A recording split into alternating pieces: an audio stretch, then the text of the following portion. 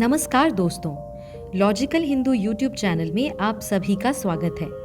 आज हम जानने वाले हैं गरुड़ पुराण का 6ठ अध्याय। भगवान नारायण से यम मार्ग पर विस्तार से वर्णन सुनने के बाद गरुड़ जी ने भगवान से कहा कि हे प्रभु, पाप करने के अनेक चिन्ह होते हैं और ये मनुष्य पाप करके अनेक योनियों में जाता है। आप मुझे बताइए कि उसमें क्या अवस्था होती है और वो किन किन योनियों में जाता है। गरुड़ से ये प्रश्न सुनकर भगवान नारायण बोले कि अनेक पापी लोग नरक से यातना भोग कर अनेक योनियों में जाते हैं और जिस पाप से उन्हें जो चिन्ह रहता है वो मैं तुम्हें बताता हूँ। क्षय रोग से पीड़ित व्यक्ति ब्राह्मण को मारने वाला होता है और गऊ को मारने वाला कुबड़ा हो जाता है। कन्या को मारने वाला कोढ़ी हो जाता है और ये चांडाल की योनि में जन्म लेते हैं। जो व्यक्ति किसी के गर्भ को नष्ट करता है और स्त्री को मारता है वो म्लेच्छ जाति में होता है। गुरु पत्नी के साथ यौन संबंध स्थापित करने वाला व्यक्ति चर्म रोग से पीड़ित होता है। मांस खाने वाला लाल रंग का होता है और जो ब्राह्मण खाद्य और अखाद्य पदार्थ खाते हैं उनका पेट बहुत बड़ा होता है। जो व्यक्ति दूसरे को खाने नहीं देता और अपने आप खाता है वो गलगंड रोग से पीड़ित होता है। सफेद कुष्ठ का रोगी वो होता है जो अशुद्ध अन्न से श्राद्ध करता है। मिर्गी के रोग से पीड़ित व्यक्ति गुरु के अपमान के फलस्वरूप ये कष्ट प्राप्त करता है। शास्त्र और वेदों की निंदा करने वाला पीलिया रोग से ग्रस्त हो जाता है। जो प्राणी झूठी गवाही देता है, किसी के विवाह में विघ्न करता है, पुस्तक चुराता है, वो काना और बिना होठ का या अंधा हो जाता है। असत्य बोलने वाला व्यक्ति हकलाने वाला होता है और झूठ बोलने वाला बहरा। जो व्यक्ति रत्न चुराता है वो नीच कुल में उत्पन्न होता है और जो किसी को विष देता है या किसी के घर में आग लगाता है या जो रत्न चुराता है, सोने की चोरी करता है, वो उन्मत्त रोगी और नीच कुल में पैदा होता है। धातु चुराने वाला निर्धन होता है और विष को चुराने वाला बिच्छू होता है। शाक और पत्ते चुराने वाला मोर की योनि में जाता है। इस तरह अनेक अपकर्म करने वाला व्यक्ति अनेक योनियों में अनेक चिन्हों के साथ जन्म लेता है। मैं इसके अतिरिक्त अन्य योनियों के विषय में भी बताता हूँ। जो व्यक्ति मधु चुराता है और पान फूल की चोरी करता है, नमक चुराता है, वो गिद्ध, चींटी और बंदर की योनि प्राप्त करता है। विष पान करके मरने वाला व्यक्ति सर्प की योनि में जन्म लेता है। जूते, तिनके और कपास को चुराने वाला भेड़ होता है और जो मनुष्य हिंसा करते हुए अपनी जीविका चलाता है या तीर्थ यात्रियों को लूटता है वह कसाई के घर में बकरा बनकर पैदा होता है और जो हमेशा उद्दंड रहने वाला होता है उसे जंगल के हाथी की योनि मिलती है। जो ब्राह्मण बलि देने वाले नीचों का अन्न खाते हैं उन्हें व्याघ्र की योनि मिलती है। जो ब्राह्मण शूद्रों को यज्ञ कराते हैं वे गांव के सुअर के रूप में उत्पन्न होते हैं और जो संध्या तथा गायत्री का जप नहीं करते और जिनका हृदय पापों से भरा रहता है,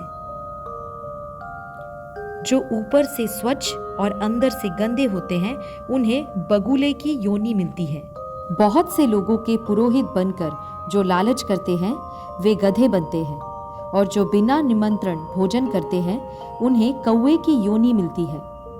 जो ब्राह्मण सुपात्र को विद्या नहीं देता वह बैल बनता है और जो शिष्य गुरु की सेवा नहीं करता वो पशु योनि को पाता है। गुरु के सामने विवाद और संवाद करने वाला शिष्य बड़ा राक्षस होता है। जो ब्राह्मण कहकर के दान नहीं देता उसे सियार की योनि प्राप्त होती है। इसके अतिरिक्त मित्र से द्रोह करने वाला पहाड़ी गिद्ध, धोखा देकर खरीदने वाला उल्लू, वर्णाश्रम की निंदा करने वाला कबूतर होता है। आशा भंग करने वाला, स्नेह को भंग करने वाला, द्वेषी, स्त्री को चुराने वाला मोर, द्वेषवश स्त्री का परित्याग करने वाला चिरकाल तक चकवा चकवी होता है।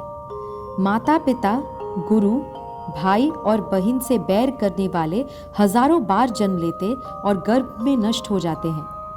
सास को गाली देने वाली जोंक, नित्य कलह करने वाली और अपने पति को धिक्कारने वाली चील होती है।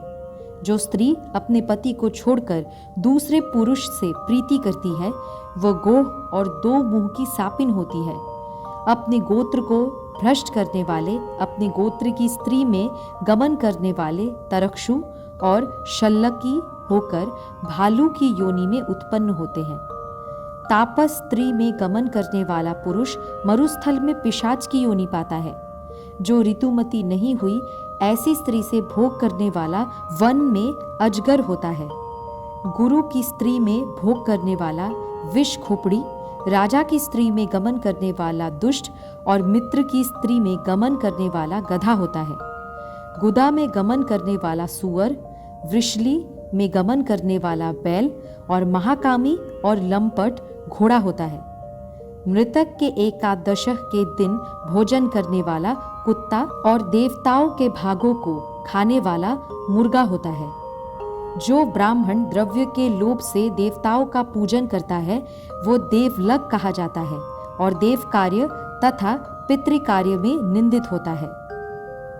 महापातकों से युक्त होकर जो प्राणी घोर नरकों का उपभोग करके कर्म के क्षय होने पर इस संसार में पुनः आते हैं, फिर भी वे महापातकी ही होते हैं। ब्रह्म हत्या करने वाला मनुष्य गधा, ऊंट और भैंस की योनि में उत्पन्न होता है।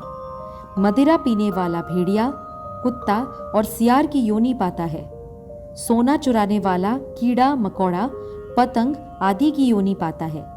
दूसरे की स्त्री को हरण करने वाला और किसी के रखे हुए धन को वापस न देने वाला व्यक्ति ब्रह्म राक्षस होता है तथा बलात्कार से और चोरी से लिया हुआ धन मनुष्य के सार पुण्यों को नष्ट कर देता है और सृष्टि पर्यंत उसकी पीढ़ियों का समाप्त कर देता है। कोई भी मनुष्य ब्राह्मण के धन को नहीं पचा पाता। ब्राह्मण के धन से यदि सेना इकट्ठी की जाए तो वो भी रेत के पुल सी बिखर जाती है। हे गरुड़, ब्राह्मण का अतिक्रमण करने से, देवताओं के धन को हरने से कुल भी नष्ट हो जाते हैं। जो व्यक्ति ब्राह्मण को दान नहीं देता वो अंधा, दरिद्र और भिखारी हो जाता है। अपने दिए हुए दान को छीनना भी पाप का कारण होता है और ऐसे व्यक्ति 60,000 वर्ष तक भीष्ठा के कीड़े बने रहते हैं। मनुष्य को चाहिए कि वो भूमि और जीविका देकर विद्वान ब्राह्मण की रक्षा करने का प्रयत्न करे। यदि वो रक्षा नहीं करता या स्वयं ले लेता है तो वो पंगु और कुत्ता होता है। हमारे सभी देहधारियों में ये अनेक चिन्ह और योनियां अपने कर्म के द्वारा प्राप्त होती है। जो व्यक्ति किसी ब्राह्मण की जीविका को हर लेता है वो कुत्ते और बंदर की योनि में जन्म लेता है। बुरा कर्म करने वाला व्यक्ति पहले तो अनेक नरकों की यातना झेलता है और फिर बाद में अनेक कष्टकारक योनियों में जन्म लेता है। इन योनियों में वो अनेक पशु पक्षी के रूप में जन्म लेकर गर्मी सर्दी में कष्ट को भोगता हुआ अपने कर्म और अकर्म का फल भोगता है। जब उसके ये सारे शुभ और अशुभ कर्म समाप्त हो जाते हैं तभी वो मनुष्य की देह पाने का अधिकारी होता है और फिर स्त्री पुरुष के प्रसंग से गर्भ में जीव बनकर सुख दुख पाता है, क्योंकि सभी शरीर के धारण करने वालों का जन्म और नाश होता है। मनुष्य जीव माया से ग्रसित होकर कर्म जाल में बंधे हुए मृत लोक में आते जाते रहते हैं, किंतु ये स्पष्ट है कि किए हुए शुभ और अशुभ कर्मों का फल मनुष्य को अवश्य मिलता है। पापों के बाद अनेक योनियों में उत्पन्न चिन्हों के विषय में जानने के बाद गरुड़ जी ने भगवान नारायण से पूछा कि अभी आपने ये बताया कि स्त्री पुरुष के प्रसंग से जीव गर्भ में आता है, तो हे प्रभु आप ये बताइए कि वो गर्भ में आकर माता के पेट से कैसे उत्पन्न होता है और इस अवस्था में वो जो दुख भोगता है वो किस प्रकार का होता है। गरुड़ का प्रश्न सुनकर भगवान नारायण बोले कि गर्भ प्रसंग में विभिन्न दिनों में विभिन्न प्रकार से प्राणियों की उत्पत्ति होती है। ऋतु के बीच में पापियों का जन्म होता है, अर्थात स्त्रियों के रजोकाल के प्रारंभिक 3 दिन में इंद्र के लिए ब्रह्म हत्या के पाप के कारण इन दिनों पापियों की उत्पत्ति होती है। स्त्री ऋतु दर्शन होने वाले पहले दिन चांडाली, दूसरे दिन ब्रह्म हत्यारी और तीसरे दिन रजकी होते हैं। ये पापियों की माताएं होती है। पुरुष के माध्यम से शरीर प्राप्ति के लिए स्त्री के उदर में प्रवेश होकर गर्भ धीरे धीरे बढ़ता है। वो 1 रात्रि में कलल, 5 रात्रि में बुदबुद होता है, 10 रात्रि में करकंधु नाम का मांस का पिंड होता है और दूसरी योनि में अंडा होता है। उसके पीछे 2 महीने में सिर होता है और बाहु आदि अंगों का विभाग होता है और 3 महीने में नख, रोम, हड्डी, चाम और लिंग आदि छेद होते हैं। 4 महीने में 7 धातुएं होती है। 5वें मास में क्षुधा तृण की उत्पत्ति होती है और 6 महीने में झिल्ली होती है, जिसको जरायु कहते हैं। जीव उसमें लिपटा हुआ दाहिनी कोख में भ्रमण करता है। इस जरायु का रस, धातु, रक्त आदि माता से खाए हुए अन्न पान आदि से बढ़ता है। जरायु से दुर्गंध आती है। जिस स्थान से उसकी उत्पत्ति होती है वो भिष्टा मूत्र के गर्त सदृश है, उसी में जीव सोता है। गर्भ में उत्पन्न भूखे कीड़ों से काटे जाने पर उरुक्लेश से पीड़ित हो सुकुमार जरायु पिंड मूर्छित हो जाता है। माता से खाए हुए कड़ुए, तीक्ष्ण, नमकीन, रूखे और खट्टे आदि पदार्थ से छुए जाने पर अंगों में वेदना होती है तथा जरायु और आंत के बंधन में पड़कर जीव कोख में सिर करके पीठ ग्रीवा को लचीला बनाए हुए पिंजरे में पक्षी के समान अंगों के चलाने में असमर्थ हो जाता है। वहां देव योग से 100 जन्मों की बातें स्मरण कर दीर्घ श्वास लेता है, अतः तनिक भी सुख नहीं मिलता।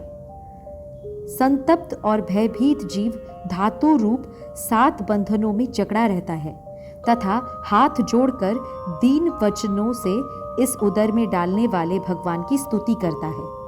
सप्तम मास में सचेत होकर भी जीव प्रसूति वायु से कांपता हुआ भिष्ठा से उत्पन्न सहोदर कृमि के समान रेंगता रहता है।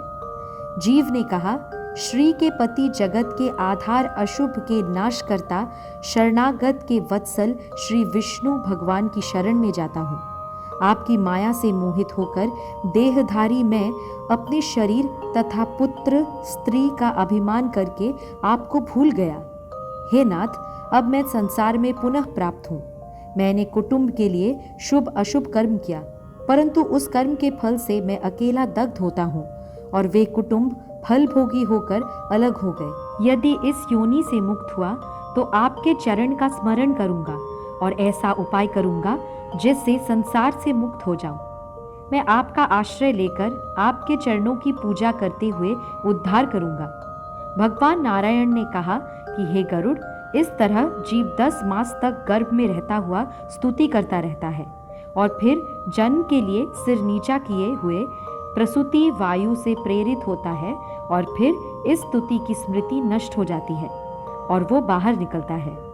स्मृति के नष्ट होने से उसका ज्ञान समाप्त हो जाता है और उल्टी गति होने से वो दुखी होता है। ये स्वाभाविक है कि कष्ट का स्मरण अधिक देर नहीं रहता। भगवान की वैष्णवी माया मनुष्य को मुक्त करती रहती है और वो इसमें लिप्त हो जाता है।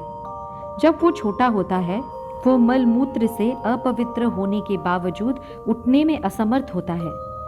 वो बालक ज्ञान रहित होता है और जब उसे खटमल आदि काटते हैं या कोई और कष्ट होता है तो वो केवल रो देता है। इस तरह वो अपने बचपन के काल के दुखों को झेलता है। फिर धीरे धीरे किशोर अवस्था की ओर आता है और किशोर अवस्था के बाद यौवन की ओर अग्रसर होता है।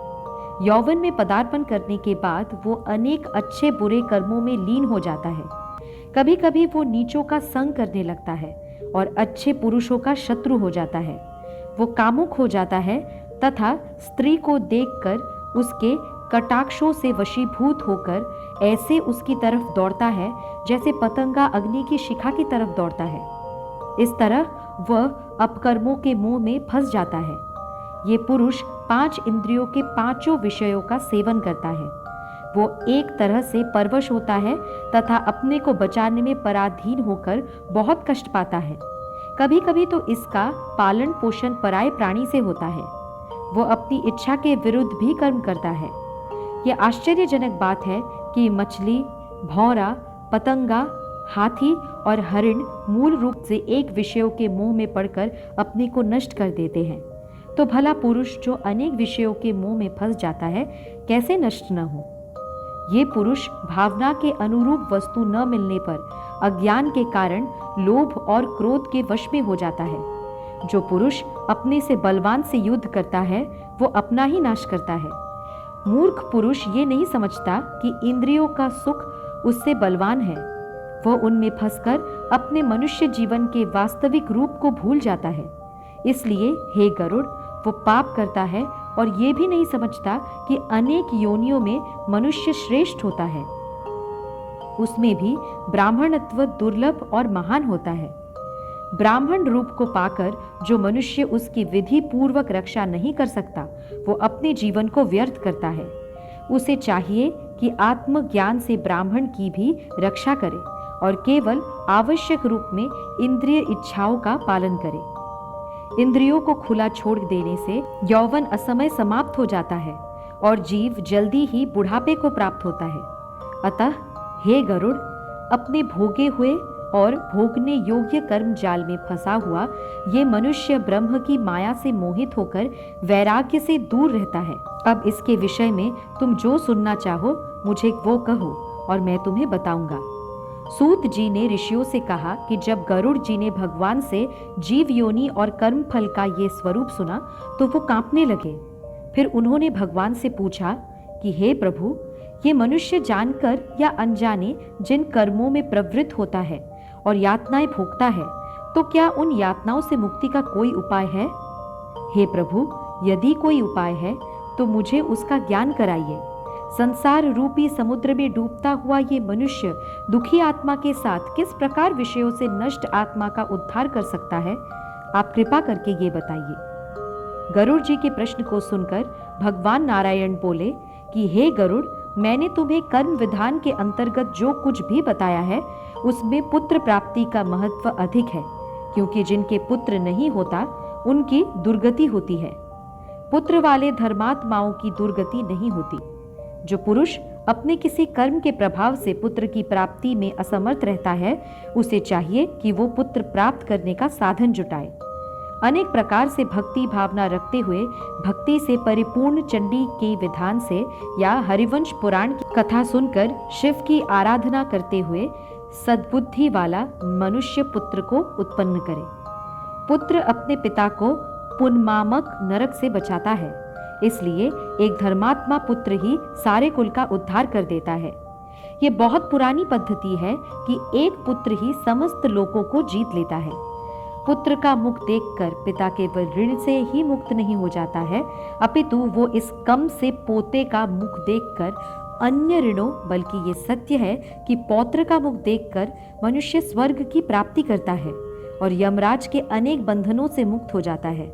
मनुष्य को ब्रह्म घोड़ा पुत्र स्वर्ग लोक के द्वार तक ले जाता है यदि वो विवाहित स्त्री से उत्पन्न हुआ हो। बिना विवाह के उत्पन्न पुत्र नरक में पहुंचाता है, क्योंकि सवर्ण पुरुष और सवर्ण स्त्री के योग से जो संतान उत्पन्न होती है वही पितरों को स्वर्ग में पहुंचाती है, क्योंकि मनुष्य पुत्र के द्वारा श्राद्ध करने पर ही स्वर्ग प्राप्त करता है। इस दृष्टिकोण से तुम्हें एक कहानी सुनाता हूँ। त्रेता युग में सुंदर महोदयपुर में महाबलवान और धर्म में निष्ठावान बभ्रू वाहन नामक राजा हुआ। विधिवत यज्ञ करता, दान देने वाला, लक्ष्मीवान, ब्राह्मणों का भक्त, साधु का प्यारा और चरित्र आचार तथा गुणों से युक्त था और दया तथा दाक्षिण्य से युक्त धर्म से अपने औरस पुत्र के समान प्रजा का पालन करता था और दंड देने योग्य अपराधियों को दंड देता हुआ वो राजा नित्य ही क्षत्रियों के धर्म में तत्पर रहता था। किसी समय महाबलवान वह राजा सेना सहित शिकार के लिए गया और नाना प्रकार के वृक्षों से युक्त घने वन में प्रवेश किया। वो वन नाना प्रकार के मृगों से भरा हुआ था। उसमें नाना प्रकार के पक्षी कलरव कर रहे थे। राजा ने वन में दूर से एक मृग देखा, अतः राजा ने अति तीक्ष्ण और अति पुष्ट बाण से उस मृग को बेधा और वो मृग राजा के बाण को लेकर अदृश्य हो गया। रुधिर से गीले स्थल को देखते हुए उस राजा ने उस हिरण का पीछा किया और उसी प्रसंग से दूसरे वन में प्रवेश किया। भूख प्यास से सूखे कंठ वाले और श्रम के संताप से अर्धमूर्छित राजा ने जलाशय पर पहुंचकर घोड़े समेत ही स्नान किया। कमल आदि की गंध से सुगंधित शीतल जल पिया। बाद में उस बभ्रू वाहन राजा ने जल से बाहर निकलकर विश्राम किया। सामने शीतल छाया वाले बड़ी बड़ी शाखाओं से अति विस्तृत और नाना प्रकार के पक्षियों के समूह से गूंजित मनोहर वट वृक्ष को देखा। सबसे अधिक ऊंचा होने के कारण उस वट वृक्ष उस जंगल की बड़ी भारी पताका के समान प्रतीत होता था। उसी के मूल के समीप पहुंचकर राजा अर्धनिद्रित हो गया। उस सजा ने क्षुधा तृषा से पीड़ित, व्याकुल इंद्रियों वाले, बिखरे बालों वाले और मैल कुचैले अत्यंत भयानक, कुबड़े, लंबे और दुर्बल एक प्रेत को देखा। विकृत और घोर राक्षस को देखकर बभ्रू वाहन बहुत विस्मित हुआ और प्रेत भी उस घोर वन में आए हुए उस राजा को देखकर चकित हुआ। वो प्रेत भी उत्कंठित मन से राजा के समीप आया और हे गरुड़, प्रेतराज उस समय राजा से बोला कि हे राजन, आपके दर्शन रूपी मिलन से मैंने प्रेत भाव छोड़ा और परम गति को प्राप्त हुआ। हे महाबाहो, आपके संयोग से आज अति धन्य हुआ हूँ। राजा ने कहा, हे प्रेत, ये कृष्ण वर्ण बड़ा भयानक मुख और घोर दर्शन, ऐसा बड़ा अमंगल प्रेतत्व तुमने किस कर्म के परिणाम से पाया? हे तात, तुम मुझसे इस प्रेतत्व का सब कारण कहो। तुम कौन हो? किस दान से तुम्हारा प्रेतत्व दूर होगा? प्रेत ने जवाब दिया कि हे राजश्रेष्ठ, मैं तुमसे आदि से अंत तक सब कहता हूँ और मेरे प्रेतत्व का कारण सुनकर तुम मुझ पर दया करने योग्य हो। सब संपत्तियों से पूर्ण वैदिश नाम का एक नगर है जो अनेक प्रकार के जनपदों तथा रत्नों से परिपूर्ण है, भवनों और प्रासादों की शोभा से संयुक्त है और नाना प्रकार के स्रोत, स्मात्ते आदि धर्म से युक्त है। हे तात, उस पुर में देवताओं के पूजन करता हुआ मैं निवास करता था। मैं वैश्य जाति का हूँ। मेरा नाम सुदेव है, ये आप जाने। हविष्यान्न से देवताओं को और कव्यान से पितरों को संतुष्ट करता था। नाना प्रकार के और दानों से मैंने ब्राह्मणों को संतुष्ट किया और दीन, अंधे तथा पंगु मनुष्य को मैंने अनेक प्रकार से अन्न दिया। हे राजन, वो सब मेरा सुकर्म देव योग से निष्फल हो गया। जिस प्रकार मेरा सुकृत निष्फल हो गया, उसे मैं कहता हूँ। मेरा संतति, मित्र, बांधव आदि ऐसा कोई नहीं है जो मेरी और्ध्व दैहिक क्रिया करे। हे महाराजा, जिसका पोड़स मासिक श्राद्ध नहीं होता है, सैकड़ों श्राद्ध करने पर भी उसका प्रेत रूप समाप्त नहीं होता। इसलिए तुम मेरा उद्धार करो। हे राजा, राजा ही इस लोक में सबका बंधु माना जाता है। मैं आपको रत्न और मणियां दूंगा। आप ऐसा काम करें जिसमें मैं प्रेत योनि से मुक्त हो जाऊं। मेरे लिए ये स्थिति बहुत दुखदायक है। ये वन बहुत सुंदर है, इसमें फल फूल है और शीतल जल भी है, किंतु मैं प्यासा होता हुआ भी पानी नहीं पी सकता। हे राजन, मेरी सारी क्रियाएं यदि नारायण विधि से हो और वेद मंत्र का उच्चारण हो तो मेरा प्रेत रूप नष्ट हो जाएगा। क्योंकि विष्णु की पूजा करना, सज्जनों की संगति और शास्त्रों का सुनना, इनसे मनुष्य प्रेत योनि से छुटकारा पाता है। इसलिए प्रेत योनि का नाश करने वाली विष्णु की पूजा को जान लेना चाहिए और इस प्रकार विष्णु की पूजा करनी चाहिए। मनुष्य अपने न्याय से 32 माशे स्वर्ण इकट्ठा करे और नारायण की प्रतिमा बनाए, फिर उसे 2 पीले कपड़ों से ढककर आभूषण पहनाए और अनेक प्रकार से तीर्थों के जल से स्नान कराकर सिंहासन पर प्रतिष्ठित करे और फिर उसका पूजन करे। उस प्रतिमा के पूर्व दिशा में श्रीधर और दक्षिण में मधुसूदन, उत्तर में गदाधर और पश्चिम में वामन देव को रखे। बीच में ब्रह्मा और महादेव शंकर की स्थापना करे तथा फूलों से उसकी पूजा करे। फिर उसकी प्रदक्षिणा करके दही और दूध से तृप्त करे।